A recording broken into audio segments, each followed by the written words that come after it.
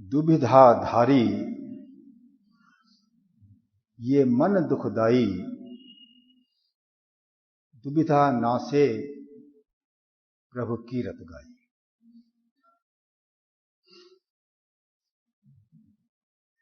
ये जो मेरा मन है इसमें दुविधा है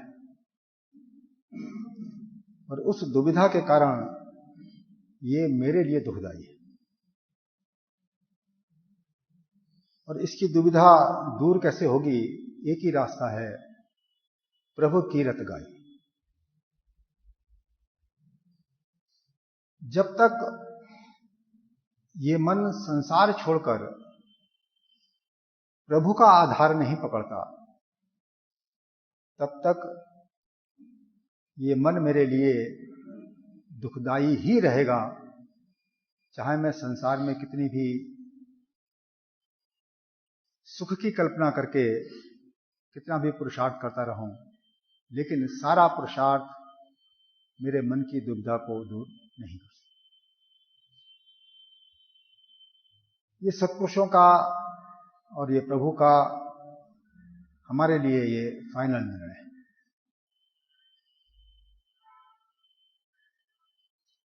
इसको दुविधा धारी क्यों कहा जाता है? हम सब जानते हैं कि मन के अंदर जो भी संकल्प उठता है, जो भी विचार उठता है, वो सुख प्राप्ति के लिए उठता है। कोई भी कार्य करते हैं, उस कार्य को हम सफल देखना चाहते हैं, वो सफल होना चाहिए। कार्य जब सफल होगा तो हमको सुख की प्राप्ति होती है। परंतु हम अपने अनुभव से सब जानते हैं कि जीवन में हमेशा ही सफलता और विफलता मिलती रही। जितनी सफलता की आशा करते हैं उतनी सफलता नहीं मिलती, अर्थात हमारे मन की इच्छा पूरी नहीं होती। इसीलिए मैं बेचैन रहता हूं और यह प्रक्रिया मेरी जीवन पर्यंत चलती रहती है। जब तक जीवन रहता है मन की यह हालत बनी रहती है। उसका कारण बड़ा स्पष्ट है। महाजी कह रहे हैं, प्रेमी हर सुख दुख में बदल जाता है। हर सुख दुख में बदल जाता है। सुख के बाद दुख और दुख के बाद सुख, ये निरंतर आते जाते रहते हैं, जैसे कि रात के बाद दिन और दिन के बाद रात। क्योंकि पूरा संसार, पूरी प्रकृति ये द्वंद्व रूप है। इसमें से एक तरह की स्थिति की कामना करना, ये हमारी गहरी अज्ञानता है। जिस दिन जो चीज बनती है उसी दिन से उसका नाश भी शुरू हो जाता है। आयु क्या है? हर वस्तु की, हर चीज की, हर मनुष्य की, हर शरीर की आयु होती है। आयु का मतलब क्या हुआ कि मान लिया मेरी आयु 80 वर्ष है, 80 वर्ष का जीवन है ना उसमें। मुझे पता नहीं है कितना जीवन है। मान लिया मेरी 80 वर्ष की आयु है, तो जिस दिन इस देह का जन्म हुआ उसी दिन से इस देह का नाश भी शुरू हो गया। एक एक दिन करके आयु घट रही है और ये देह नाश की ओर बढ़ रही है। और यह प्रक्रिया मेरी देह के साथ नहीं है, संसार की हर चीज के साथ। तो मन जिसमें भी सुख की कल्पना करता है उसको प्राप्त करना चाहता है और उसको फिर मेंटेन रखना चाहता है, उसको स्थायी रखना चाहता है। लेकिन पूरा संसार, पूरी प्रकृति जब परिवर्तनशील है तो मेरी वो इच्छा कभी भी पूरी प्रकृति में हो ही नहीं सकती। ये प्रकृति का नियम है, प्रकृति का लॉ है। तो अब बताइए, जिस मनुष्य के जीवन में ईश्वर का महत्व ही नहीं है, या जिसने ईश्वर के विज्ञान को नहीं समझा है, और जो व्यक्ति ईश्वर के विज्ञान को नहीं समझता है वो प्रकृति के विज्ञान को भी नहीं समझता है। ये गहरे अज्ञान में जीता है।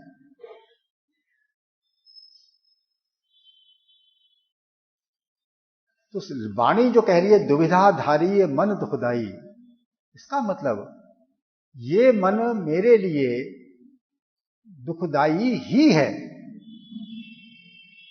जब मन दुखदाई है तो मैं इस मन को पाल पाल कर क्या करूंगा? मैं पालना क्या है मन का? 100 तरह की डिजायर पैदा करता हूं, फिर उसको पूरी करने के का पुरुषार्थ करता हूं और ये कल्पना करता हूं कि मैं सुखी हो जाऊंगा, मैं संसार में एक सफल जीवन व्यतीत करूंगा, सफल व्यक्ति कहलाऊंगा। लेकिन ये हो ही नहीं सकता, क्योंकि आप जो बात कर रहे हो, आप जो कल्पना कर रहे हो, वो प्रकृति के विरुद्ध कर रहे हो, ईश्वर के सिद्धांत के विरुद्ध कर रहे हो। तो जिस मनुष्य ने भी संसार में आकर ठीक चलना सीखना है, ये वाक्य उसी के लिए, ये वाणी उसी के लिए, उसको ये सीखना ही पड़ता है। ये मन है ही दुविधाधारी।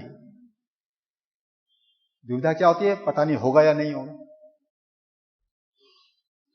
आप पुरुषार्थ तो करते हो, लेकिन संशय तो बना रहता है, कुछ भी हो सकता है। आप घर से पूरी तैयारी करके गए, गाड़ी भी ठीक ठाक संभाली आपने, प्रोग्राम में कोई कमी नहीं रखी, लेकिन पता ही नहीं जहां पहुंचना है वहां पहुंच पाऊंगा नहीं पहुंच पाऊंगा, रास्ते में एक्सीडेंट हो जाता है। तो सफलता की दुविधा, चाहे आप कुछ भी तैयारी क्यों ना कर लो, वो बनी ही रहती है। एक काम बनता है तो दूसरा बिगड़ता है। तो इसीलिए मन के अंदर सुख दुख की धूप छांव निरंतर बनी रहती है, और संसारी जीवन इसीलिए ये दुख रूप कहा जाता है। इस दुख से बचने का एकमात्र रास्ता है, वो कहते हैं कि प्रभु की रत गाई। ये दुविधा तभी नाश होगी जब ये मनुष्य प्रभु के महत्व को समझेगा, प्रभु की कीमत को समझेगा, और उस प्रभु के रास्ते पर चलने के लिए, उस प्रभु का इस देह के अंदर ही अनुभव करने के लिए उसका प्रोग्राम बनाएगा, उसके लिए पुरुषार्थ करेगा, और इस दुविधा रूपी मन के रोग को दूर करने की कोशिश करेगा। कहते हैं कि साजन सिमरे मन मंगल पाई, बिन भगवंत नित आवे जाए। साजन सिमरे मन मंगल पाई, बिन भगवंत नित आवे जाए। अब देखिए, वाणी पढ़ते हैं तो कई चीजें यदि ध्यान दिया जाए इन शब्दों पर तो कई चीजें समझ में नहीं आती हैं। अब साजन सिमरे मन मंगल पाई, इस मन के कारण परेशान कौन है? मुझको पता है कि मैं परेशान। मंगल का मतलब होता है कल्याण। तो परेशानी से मुक्ति कौन चाहता है? मैं चाहता हूं ना, मन तो नहीं चाहता। परेशानी से मुक्ति मैं चाहता हूं। परेशानी से मुक्ति का नाम ही मंगल है। तो वाणी कह रही है साजन सिमरे मन मंगल पाई।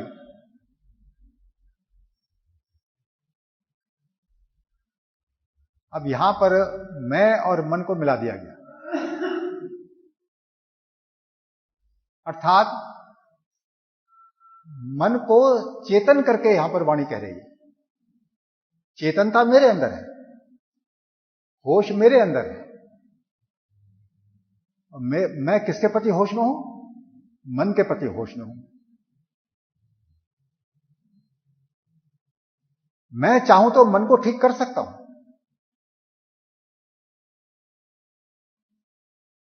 तो सवाल यह है, वो कह रहे हैं कि साजन सिमरे मन मंगल पाई, बिन भगवंत नित आवे जाई। बिना ईश्वर की भक्ति करे मेरा ये आना जाना खत्म नहीं होगा। मेरे साथ मन भी जाता है, इसलिए मन के बारे में कहा जा रहा है कि नित आवे जाए। ये निरंतर आता है शरीर के साथ, और शरीर खत्म होता है तो शरीर छोड़ के ये मेरे साथ ही चला जाता है। तो मंगल किसका होना है? मंगल मेरा होना है। और इस मन का अंत हो जाना है। मन का जब अंत होगा तब मेरा मंगल होगा। तो बड़ी सीधी सी बात है कि मन का अंत कैसे होगा? जो सांसारिक जीवन है हम अच्छी तरह जानते हैं कि उसमें कल्पनाओं का नाश कभी हो ही नहीं सकता, बल्कि कल्पनाएं और बढ़ जाती है, मन की चंचलता और बढ़ जाती है। क्योंकि हर मनुष्य जो संसार में आया है वो प्रगति की कोशिश करता है, और प्रगति का मतलब है ज्यादा सुख भोगने की कोशिश करता है, उसके लिए पुरुषार्थ करता है। तो संसारिक जीवन में तो मन का और बिगाड़ होना है, इसके संभलने की तो कोई गुंजाइश ही नहीं। तो इसलिए सत्पुरुष कहते हैं जब तक मनुष्य इच्छा को दुखरूप करके नहीं देखता तब तक इस मन के बंधन से वो कभी भी मुक्ति प्राप्त नहीं कर सकता। मन के बंधन से मुक्ति प्राप्त करना ही मंगल है। तो कई बार आप देखते होंगे, समता विलास पढ़ो या ग्रंथ पढ़ो,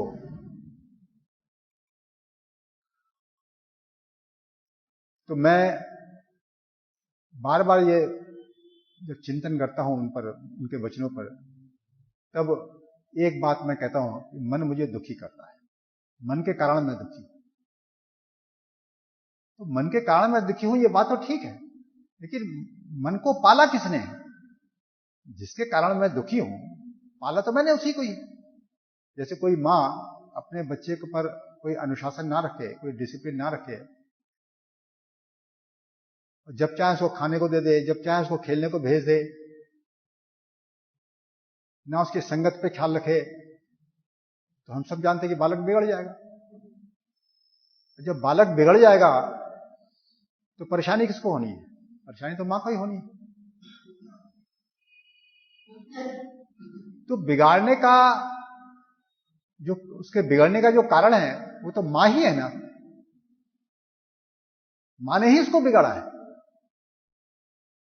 यदि वो होशियार होती, बुद्धिमान होती, तो बच्चे को डिसिप्लिन में रखती, किस समय खाना देना है, किस समय मैंने खेलने के लिए छुट्टी करनी है, किस समय इसकी पढ़ाई करवानी है, हर चीज उसके एक डिसिप्लिन में रहती। तब वो बालक जो है अनुशासित बालक होता और दुख देने वाला वो नहीं होता। ठीक उसी प्रकार हम मन को भी उसी प्रकार संसार में खुला छोड़ देते हैं। चारों तरफ जो दिखाई पड़ रहा है लोगों की नकल करते हैं, और मन के अंदर इच्छाएं पैदा कर लेते हैं कि इसके पास ये चीजें मेरे पास भी होनी चाहिए, ये इतने अच्छे मकान में रह रहा है मेरे पास भी अच्छा मकान होना चाहिए, ये ऐसे कपड़े पहन रहा है मेरे भी ऐसे कपड़े होना चाहिए। अर्थात देखा देखी करके महाराज कह रहे हैं, प्रेमी तू संसार में प्रोग्राम बनाता रहता है, और इससे होता क्या है कि मन तेरा बिगड़ता रहता है। अर्थात मन की चंचलता निरंतर बढ़ती रहती है। तो रियलिटी हमारे जीवन के बारे में यही है। नहीं तो इस संसार का कितना विकास हो चुका, विचार करके देखो। यहां की पढ़ाई लिखाई कितनी एडवांस हो चुकी है, यहां की साइंस कितनी एडवांस हो गई, यहां की टेक्नोलॉजी कितनी एडवांस हो गई, कितनी बड़ी बड़ी चीजें, कितनी अजीबो गरीब सुख के साधन इस प्रकृति में पैदा हो गए। लेकिन दुनिया का हर वैज्ञानिक जानता है इस बात को, दुनिया का हर बुद्धिमान व्यक्ति इस बात को जानता है कि इस विकास से धरती आसमान सब गंदा हो गया। इतना खतरा बढ़ गया है कि सब दुनिया के साइंटिस्ट मिलकर सोचने को मजबूर हो गए हैं कि इसी गति से हम यदि विकास करते रहे तो ये धरती फिर एक दिन रहने लायक रह ही नहीं जाएगी। ये प्रकृति हमारा खुद ही नाश कर देगी, हमारे बचने की कोई संभावना ही नहीं है। अब विचार करो, इन्हीं वैज्ञानिकों ने, इन्हीं टेक्नोलॉजिस्ट ने इतना विकास किया था, और इनका ही विकास आज ये सोचने को मजबूर कर रहा है कि हमने किया क्या है। इसका मतलब ईश्वर को समझना जरूरी है। जिस मनुष्य ने ईश्वर विज्ञान को नहीं सीखा और प्रकृति में ही खोज कर रहा है, उसका नाश होना ही होना है। नाश तो सभी का होता है, सब मर गए तो सबका नाश हो गया। लेकिन सवाल यह है कि वो दुखी जीवन व्यतीत करके नाश होगा उसका। उस दुख से उसको कोई बचा नहीं सकता। आप देख रहे हैं ना, आजकल एक नया वायरस आ गया, सारी दुनिया परेशान है। कितना खतरा है। तो प्रकृति में हमारी गलतियों के कारण ऐसी ऐसी चीजें उत्पन्न हो जाती हैं जो हमारा नाश करती हैं, हमको भयभीत करती हैं। तो हमारे अंदर ये दुविधा ही बनी रहती है कि ये जीवन में जो मैं सुख की कल्पना कर रहा हूं, मुझे मिलेगा कैसे। उसका एकमात्र यदि कोई रास्ता है तो वो ईश्वर भक्ति का रास्ता है। लेकिन ईश्वर भक्ति मनुष्य तभी कर सकता है जब पहले अपने बारे में बोध प्राप्त करे। इस देह का जो विज्ञान है, जो सत्पुरुष बयान कर रहे हैं, जो साइंटिस्ट बयान कर रहे हैं, वो नहीं, जो सत्पुरुष बयान कर रहे हैं, मेरे बारे में उस विज्ञान का मेरी बुद्धि में होश आए, उसका ज्ञान आए, ताकि मैं सही चिंतन करके जीवन का सही प्रोग्राम बना सकूं। तो कहते हैं, मंगल होए मन शांत समाई, घट घट देखूं तेरी प्रभुताई। मेरा मंगल या मेरा कल्याण कब होगा? मन शांत समाई। और मन शांत होगा तो होगा क्या फिर? घट घट देखूं तेरी प्रभुताई। घट घट का मतलब मैं अपने ही घट में नहीं, अपने ही देह में नहीं, हर देह में वो मुझको नजर आएगा। जो ईश्वर भक्त है उसको हर जगह ईश्वर का दर्शन होता है, केवल अपने ही घट में नहीं होता। पहले अपने घट में होता है, लेकिन बाद में वो जानता है, अपने अनुभव से जानता है कि सारी प्रकृति में उसको ईश्वर ही नजर आता है। इसलिए ईश्वर को सर्वव्यापक कहा जाता है, ओतप्रोत कहा जाता है। अब बताइए, ये ज्ञान दृष्टि है। ये ज्ञान दृष्टि कब खुलती है? जब मन शांत हो जाता है। मन शांत का मतलब मन के अंदर संकल्प का उठना बंद हो जाता है। और जो सिमरन करने वाले भक्त हैं, जिन्होंने मन को अपनी सिमरन की भट्टी में भस्म किया है, वो अपने अनुभव से जानते हैं कि मन जब शांत होता है तो इस देह के अंदर क्या अनुभव होता है। अब बताइए, आप संसार की कल्पना कर करके, संसार में सुख की कल्पना कर करके कितनी इच्छाएं पाल लेते हैं। और आपका जो ये प्रोग्राम है, आपकी जो ये समझ है, ये मन की चंचलता को और बढ़ा देती है, गहरा कर देती है। इसीलिए आपकी बेचैनी पहले से अधिक बढ़ जाती है। तो ये जो वहम पाल रखा है कि मैं विकास करूंगा, मेरे बच्चों का कल्याण होगा, मेरे समाज का कल्याण होगा, मेरे देश का कल्याण होगा, तो ये वहम निकाल दीजिए। संसार तो फंसा हुआ है इस वहम के अंदर। संसार का वहम तो नहीं निकल सकता, लेकिन मेरा निकल सकता है। मेरा कैसे निकल सकता है? मैं यदि गुरु की बात पर अमल करूं तब मेरा वहम निकल जाएगा। क्योंकि गुरु को संशय नहीं है, गुरु का मन दुविधाधारी नहीं है।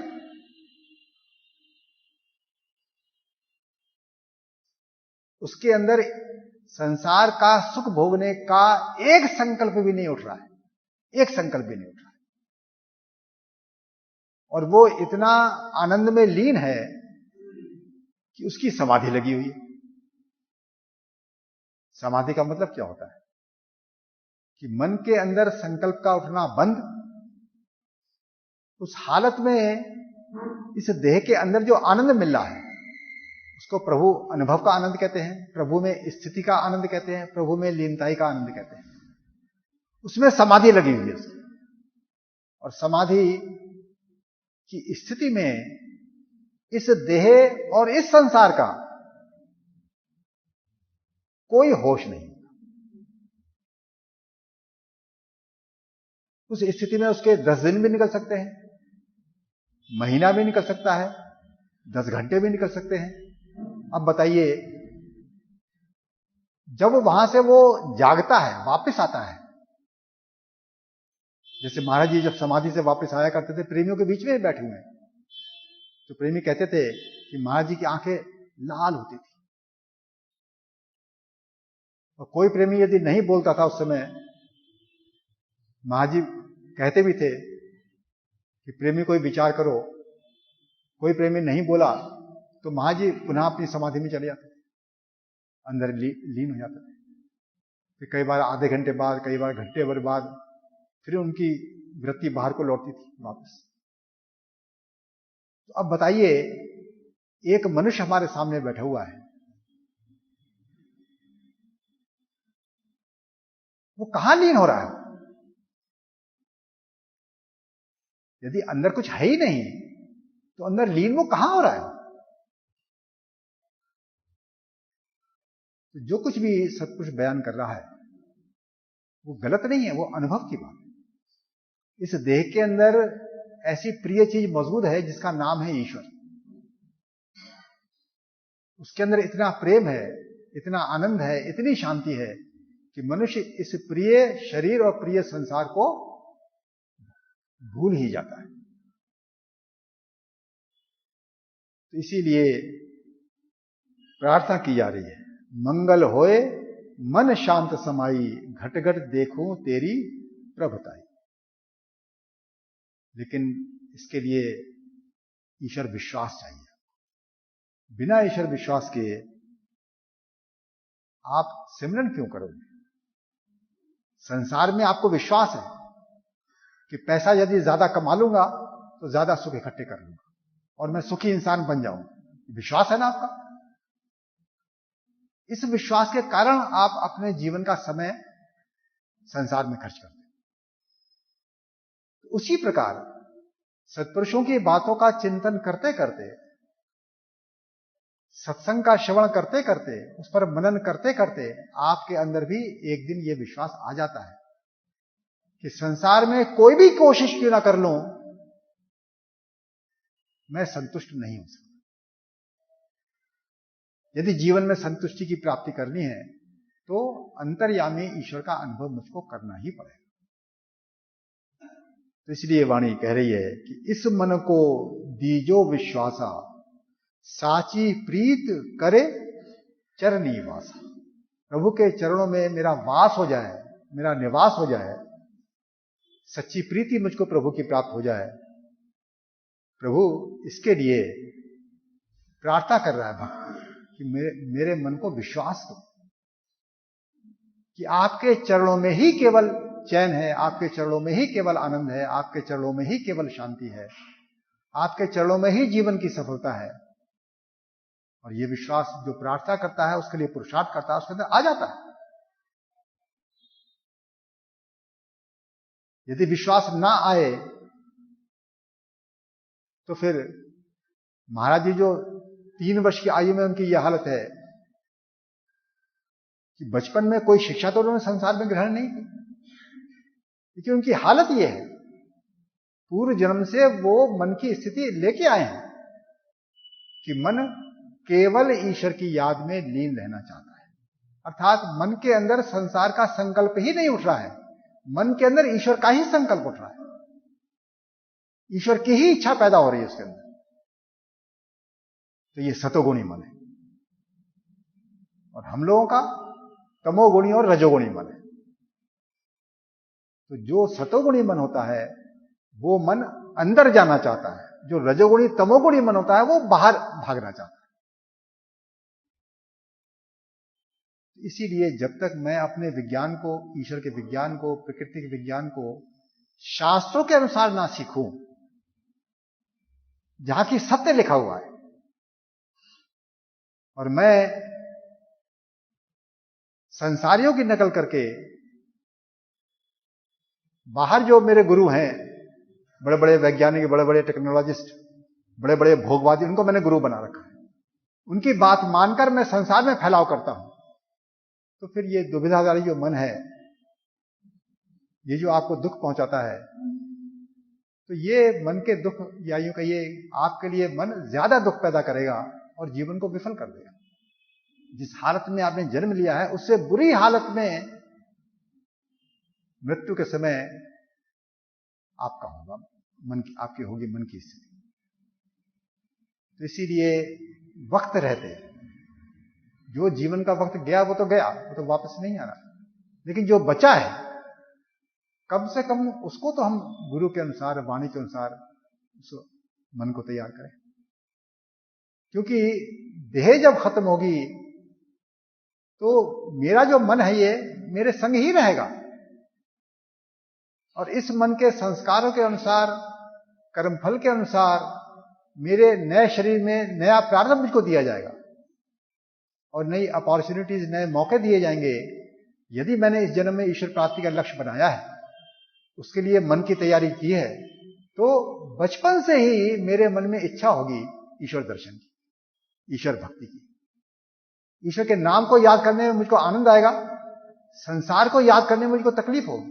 ये बचपन से आपकी हालत होगी। महाराज जी का जीवन इसका प्रमाण है कि 3 वर्ष की आयु से में ही महाराज जी, बालक तो खेलते हैं, रोते हैं, लेकिन महाराज जी प्रभु की याद में 3 वर्ष की आयु में भी लीन रहा, अपनी ही चारपाई पर बैठकर अंतर ध्यान में मस्त रहा। तो उनका मन कैसा है, बचपन से कैसा मन मिला, और हमारे बच्चों को कैसा मन मिलता है आजकल? कितने चंचल बच्चे होते हैं आजकल, आप विचार करके देख लो। तो इसीलिए जिसका मन ज्यादा चंचल है वो ज्यादा बिगड़ा हुआ इंसान है।